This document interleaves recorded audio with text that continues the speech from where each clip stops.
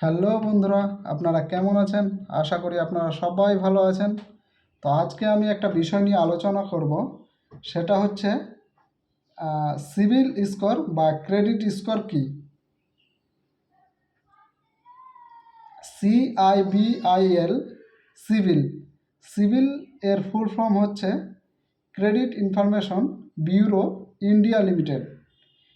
এটি কোনো সরকারি সংস্থা নয়, এটি একটি থার্ড পার্টি প্রাইভেট সংস্থা। আর এটির কাজ হলো, যদি কেউ কখনো লোন বা ক্রেডিট কার্ড নিয়ে থাকে, তার সমস্ত রেকর্ড মেনটেন করা।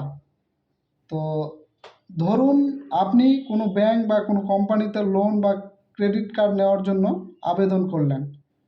তো সেই ব্যাংক বা কোম্পানি আপনার অতীতের যে ফিনান্সিয়াল অবস্থা বা বর্তমানের যে ফিনান্সিয়াল অবস্থা, বা কারোর কাছে আপনি লোন নিয়ে রেখেছেন কিনা সেটা কিছুই বুঝতে পারবে না।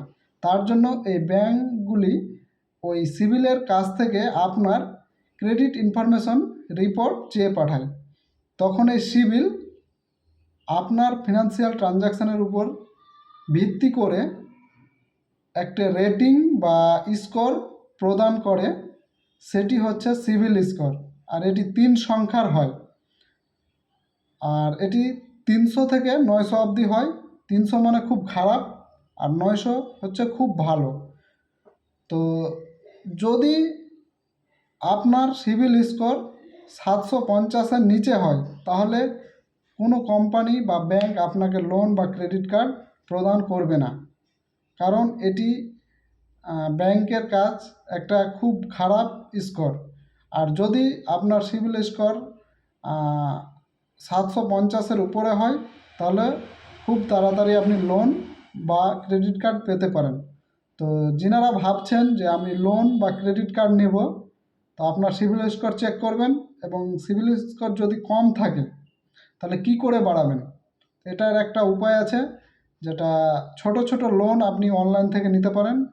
আর যেরকম 2000, 3000, 5000 করে লোন দেয়, আর সেটাকে সঠিক সময়ে পে করতে হবে।